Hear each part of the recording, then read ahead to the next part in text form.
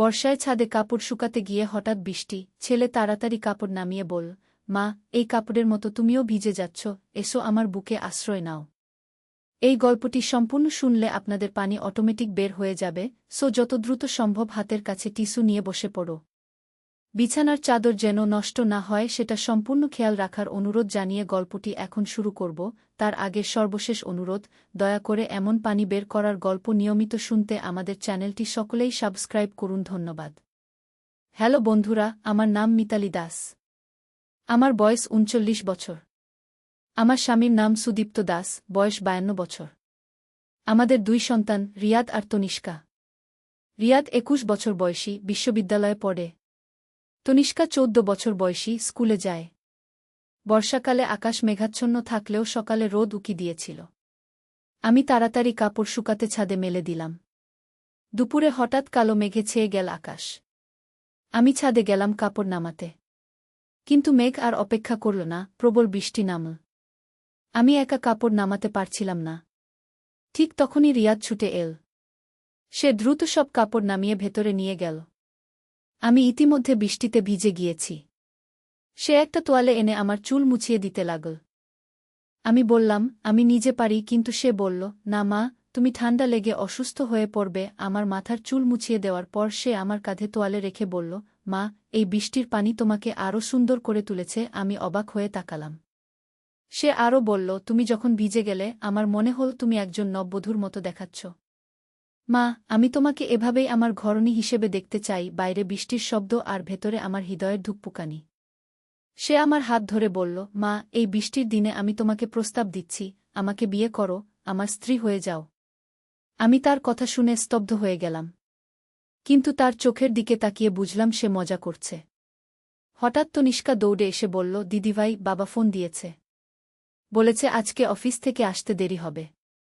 আর বলেছে তুমি আর মা যেন বিকেলে দাদু বাড়ি যাও। রিয়াদ হেসে বলল, ঠিক আছে। কিন্তু মা, তুমি শুকনো কাপড় পরে নাও, নইলে সর্দি লেগে যাবে। আমি ভেতরে গিয়ে কাপড় বদলালাম। মনে মনে ভাবলাম, রিয়াদ এত যত্ন করে কেন? ওর বয়স তো ২১ বছর। এই বয়সে ছেলেরা সাধারণত মায়ের চেয়ে বন্ধুদের নিয়েই বেশি ব্যস্ত থাকে। কিন্তু রিয়াদ সবসময় আমার প্রতি এমন যত্নশীল।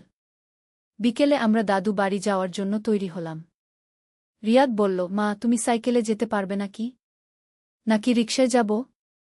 আমি বললাম, সাইকেলেই যাব। ব্যায়াম হবে। রিয়াদ আমার জন্য সাইকেল বের করে দিল। তনিষ্কা বলল, আমিও যাব দাদু বাড়ি। রিয়াদ বলল, তুই স্কুলের কাজ শেষ করে রাখ, আমরা ১ ঘন্টায় ফিরে আসব। আমরা দুজনে সাইকেল নিয়ে বের হলাম। রাস্তায় যেতে যেতে রিয়াদ বলল, মা, তুমি জানো দাদু আজকে কেমন আছে? আমি বললাম, জানি না তো, সকাল থেকে কথা বলিনি। দাদু বাড়ি পৌঁছে দেখি দাদু বারান্দায় বসে চা খাচ্ছে। আমাদের দেখে খুশি হয়ে বললে, আরে মিতালি, রিয়াদ, এসো এসো। রিয়াদ দাদুর পা ছুঁয়ে প্রণাম করল। আমিও প্রণাম করলাম। দাদু বললে, বসো, চা খাবে? রিয়াদ বলল, হ্যাঁ দাদু, দেনো। দাদু চা আনতে গেলে রিয়াদ আমাকে বলল, মা, দাদুকে দেখে মনে হচ্ছে একটু চিন্তিত। কিছু একটা সমস্যা আছে মনে হয়। আমি বললাম, হতে পারে। জিজ্ঞেস করে দেখি। দাদু চা নিয়ে এসে বসলে আমি জিজ্ঞেস করলাম, বাবা, কিছু কি হয়েছে? আপনাকে চিন্তিত মনে হচ্ছে। দাদু একটু ইতস্তত করে বললে, আসলে কিছু একটা আছে। তোমাদের বলবো ভেবেছিলাম। রিয়াদ জিজ্ঞেস করল, কি হয়েছে দাদু? বলুন না। দাদু গভীর নিঃশ্বাস ফেলে বললে, আমাদের পুরনো বাড়িটা বিক্রি করার কথা ভাবছি। আমি অবাক হয়ে বললাম, কেন বাবা? হঠাৎ কি হলো? দাদু বললে, বয়স হয়ে গেছে। একা একা এই বড় বাড়িতে থাকতে ভালো লাগে না। আর অর্থনৈতিক অবস্থাও ভালো নয়। রিয়াদ বলল, দাদু, আপনি চাইলে আমাদের সাথে থাকতে পারেন। আমরা খুশি হব। দাদু মুখ নিচু করে বললে, না রিয়াদ, তোমাদের অসুবিধা হবে। আমি বললাম, কিছুই হবে না বাবা, আমরা চাইছি আপনি আমাদের সাথে থাকুন। দাদু একটু চিন্তা করে বললে, আসলে আর একটা সমস্যা আছে। পুরনো বাড়িতে কিছু গুপ্তধন লুকানো আছে। রিয়াদ চোখ বড় করে বলল, গুপ্তধন? সত্যি দাদু? দাদু মাথা নেড়ে বললে, হ্যাঁ। তোমাদের প্রদাদু অনেক স্বর্ণ আর টাকা লুকিয়ে রেখে গিয়েছিলে। কিন্তু সেটা কোথায় ঠিক জানি না। আমি জিজ্ঞেস করলাম, তাহলে কি করবেন? দাদু বললে, বাড়ি বিক্রি করার আগে সেই গুপ্তধন খুঁজে বের করতে হবে। রিয়াদ উৎসাহিত হয়ে বলল, দাদু, আমরা সাহায্য করব।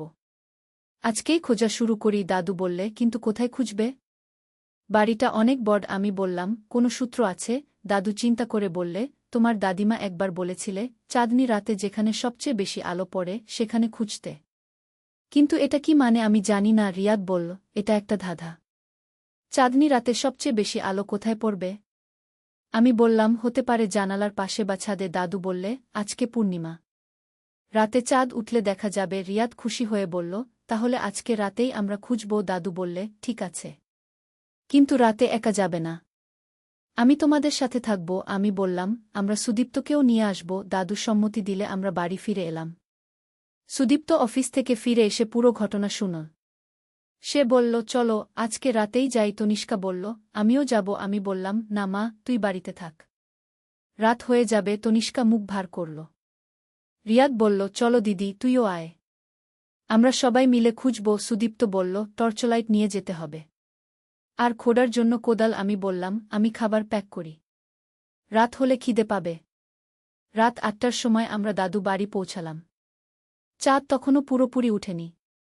দাদু বললে, একটু অপেক্ষা করি, চাঁদ উঠলে দেখব কোথায় বেশি আলো পড়ে। আমরা বারান্দায় বসে অপেক্ষা করতে লাগলাম। রিয়াদ বলল, দাদু, প্রদাদু কেমন ছিলে? দাদু বললে, খুবই বুদ্ধিমান ছিলে, অনেক ধাঁধা আর রহস্যের গল্প জানতে, হয়তো সেজন্যেই গুপ্তধনও এভাবে লুকিয়ে রেখে গেছে। চাঁদ উঠতে শুরু করলে আমরা দেখলাম পুরো বাড়িতে চাঁদের আলো ছড়িয়ে পড়েছে। তনিষ্কা বলল, দেখো, ওই কোণের জানালায় সবচেয়ে বেশি আলো পড়ছে। সুদীপ্ত বলল, হ্যাঁ, ওখানে একবার দেখি। আমরা সেই ঘরে গেলাম। জানালার পাশের দেয়ালে চাঁদের আলো সুন্দর ছায়া তৈরি করেছে। রিয়াদ মেঝেতে টর্চের আলো ফেলে দেখতে লাগল। হঠাৎ সে বলল, মা, এখানে মেঝেতে একটা আলাদা দাগ আছে। আমরা সবাই দেখলাম, সত্যিই মেঝেতে একটা বর্গাকার দাগ আছে। সুদীপ্ত কোদাল দিয়ে সেখানে খুঁড়তে শুরু করল। কিছুক্ষণ খোঁড়ার পর একটা শক্ত জিনিসে ঠোক্কা লাগল। দাদু উৎসাহিত হয়ে বললে, মনে হয় কিছু একটা পেয়েছ। আমরা সবাই মিলে মাটি সরিয়ে দেখি একটা কাঠের বাক্স। রিয়াদ বাক্সটা তুলে আনল। ভারী লাগছিল। দাদু কাপা হাতে বাক্সটা খুললে। বাক্সের ভেতরে অনেক স্বর্ণের গহনা, পুরনো কয়েন আর কিছু কাগজ ছিল। তনিষ্কা অবাক হয়ে বলল, বাহ, এত সোনা! দাদুর চোখে পানি এসে গেল। বললে, তোমাদের প্রদাদু সত্যিই এই সম্পদ রেখে গেছে। সুদীপ্ত কাগজগুলো দেখে বলল, এগুলো পুরনো জমির দলিল। দাদু বললে, এখন আর বাড়ি বিক্রি করার দরকার নেই। রিয়াদ বলল, দাদু, তবুও আমাদের সাথেই থাকুন। দাদু হেসে বললে, ঠিক আছে, তোমরা যদি চাও। আমি বললাম, অবশ্যই চাই বাবা, আমরা সবাই একসাথে থাকব। তনিষ্কা খুশি হয়ে বলল, এখন আমাদের অনেক টাকা হয়ে গেল। সুদীপ্ত বলল, এই টাকা দিয়ে তোমাদের পড়াশোনার খরচ হবে। রিয়াদ বলল, দাদু, এই গুপ্তধনের গল্প আমি সবসময় মনে রাখব। দাদু বললে, আমিও মনে রাখব কিভাবে তোমরা সবাই মিলে এটা খুঁজে বের করলে। আমরা সেই রাতে দেরি করে বাড়ি ফিরলাম। মনে হচ্ছিল যেন একটা রোমাঞ্চকর অ্যাডভেঞ্চার শেষ হল। পরের দিন থেকে দাদু আমাদের সাথেই থাকতে শুরু করলে। তার কাছে অনেক পুরনো গল্প শুনতাম। রিয়াদ সবসময় দাদুর যত্ন নিত। তনিষ্কাও দাদুর সাথে খেলাধুলা করত। সুদীপ্ত বলল, আমাদের পরিবার এখন আরও সুন্দর হয়েছে। আমি ভাবলাম, সত্যিই আমাদের পরিবারটা এখন পূর্ণ হয়েছে। এই গুপ্তধনের খোঁজ আমাদের সবাইকে আরও কাছে নিয়ে এসেছে। রিয়াদ এখন আরও দায়িত্বশীল হয়ে উঠেছে। সে তার পড়াশোনার পাশাপাশি পরিবারের যত্ন নেয়। তনিষ্কাও আরও আনন্দে থাকে। দাদু থাকার পর থেকে বাড়িতে নতুন এক আনন্দের পরিবেশ সৃষ্টি হয়েছে। সুদীপ্ত বলল, এই গুপ্তধন খুঁজে পাওয়াটা একটা আশীর্বাদ। আমি বললাম, আসল আশীর্বাদ হলো আমাদের পরিবার এখন একসাথে আছে। দাদু হেসে বললে, তোমাদের প্রদাদু হয়তো এটাই চেয়েছিলে। আমাদের এই পারিবারিক গল্পটা শুনে অনেকেই অবাক হয়, কিন্তু আমার কাছে এটা শুধু একটা গল্প নয়, এটা আমাদের পরিবারের ইতিহাস। রিয়াদ বলে, মা, এই গল্প আমি আমার সন্তানদেরও বলবো। তনিষ্কা বলে, আমিও। দাদু বলে, গল্প বলার মধ্যে দিয়ে স্মৃতিগুলো বেঁচে থাকে। সুদীপ্ত বলে, আমাদের পরিবারের এই স্মৃতিটা সত্যিই অবিস্মরণীয়। কিন্তু এখানেই শেষ নয়। গুপ্তধন পাওয়ার কয়েক সপ্তাহ পর আরও একটি আশ্চর্যজনক ঘটনা ঘটল। একদিন দাদু তার পুরনো ট্রাঙ্কের ভেতর খোঁজাখুঁজি করছিলে। হঠাৎ তিনি একটি পুরনো চিঠি পেলে। চিঠিটা আমার প্রদাদুর লেখা। দাদু কাপা গলায় চিঠিটা পড়ে শোনালে। চিঠিতে লেখা ছিল, যদি তোমরা প্রথম গুপ্তধন খুঁজে পেয়ে থাকো, তাহলে জেনে রেখো আরও দুটি গুপ্তধন লুকিয়ে আছে।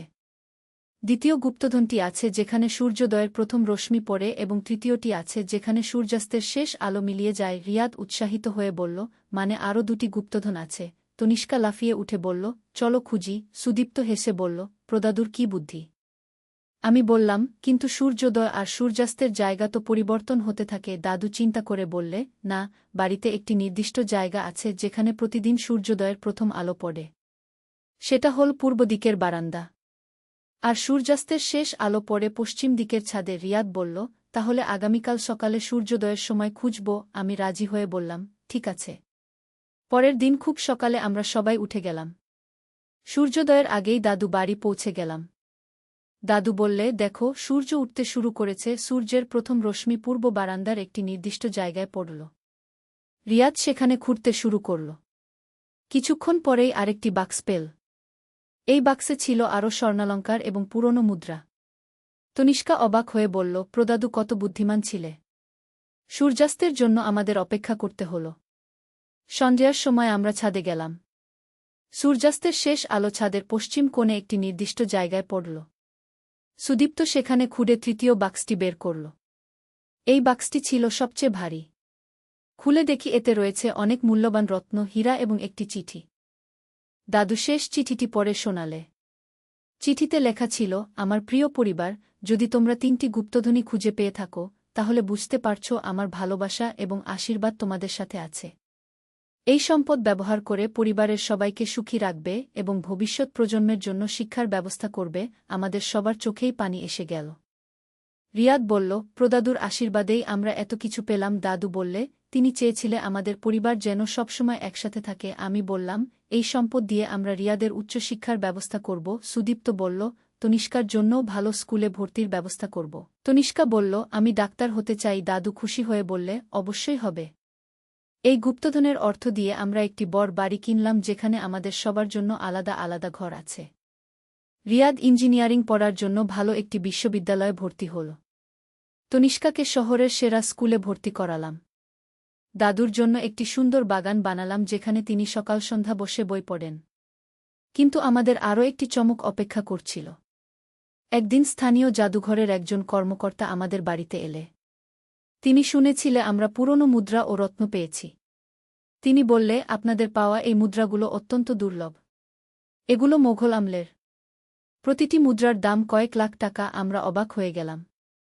রিয়াদ বলল, মানে আমরা আরও বেশি ধনী হয়ে গেলাম। সুদীপ্ত বলল, কিন্তু এই মুদ্রাগুলো ইতিহাসের অংশ।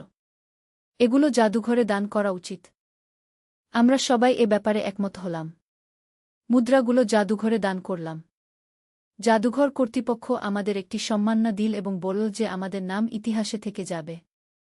তনিষ্কা গর্বিত হয়ে বলল, আমাদের প্রদাদুর নাম এখন জাদুঘরে লেখা আছে। দাদু খুশিতে কেঁদে ফেললে।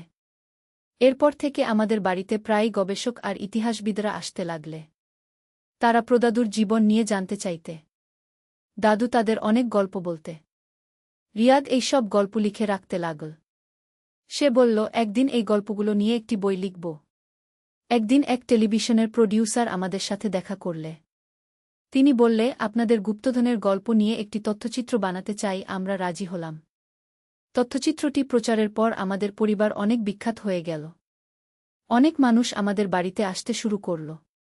তনিষ্কা বলল, আমরা এখন সেলিব্রিটি। আমি হেসে বললাম, কিন্তু আমরা সাধারণ পরিবারই থেকে যাব। দাদু বললে, খ্যাতির চেয়ে বড় কথা হল আমাদের পরিবারের বন্ধন। সুদীপ্ত বলল, প্রদাদু চেয়েছিলে আমাদের পরিবার যেন একসাথে থাকে। সেটাই হয়েছে। রিয়াদ বলল, এই গুপ্তধনের চেয়ে বড় ধন হল আমাদের পারিবারিক ভালোবাসা। আমি মনে মনে ভাবলাম, সত্যিই তাই। অর্থসম্পদের চেয়ে পরিবারের মানুষদের ভালোবাসাই সবচেয়ে বড় সম্পদ। কয়েক মাস পর আমাদের কাছে আরও একটি চমকপ্রদ খবর এল। প্রদাদুর বন্ধুর নাতি আমাদের সাথে যোগাযোগ করল। সে বলল, আমার দাদুও গুপ্তধন লুকিয়ে রেখেছিলে। আপনারা আমাকে সাহায্য করবেন। আমরা খুশি হয়ে রাজি হলাম। এভাবে আমরা আরও কয়েকটি পরিবারকে তাদের হারানো ধন খুঁজে পেতে সাহায্য করলাম। রিয়াদ বলল, মা, আমরা এখন গুপ্তধন খোঁজার এক্সপার্ট হয়ে গেছি। তনিষ্কা বলল, আমরা একটা কোম্পানি খুলি, গুপ্তধন খোঁজার কোম্পানি। সবাই হেসে ফেল। দাদু বললে, এটা একটা ভালো আইডিয়া হতে পারে। সুদীপ্ত বলল, কিন্তু আমাদের মূল উদ্দেশ্য হবে মানুষকে সাহায্য করা, টাকা কামানো নয়। আমি মনে করি জীবনে এমন কিছু মুহূর্ত আসে যেগুলো আমাদের পরিবারকে আরও শক্তিশালী করে তোলে। এই গুপ্তধনের খোঁজ আমাদের সবার মধ্যে একটা নতুন বন্ধন তৈরি করেছে। আমরা শুধু ধনসম্পদই পাইনি, পেয়েছি একে অপরের প্রতি আরও ভালোবাসা আর শ্রদ্ধা। প্রদাদুর এই উপহার আমাদের জীবনে একটা নতুন অধ্যায়ের সূচনা করেছে।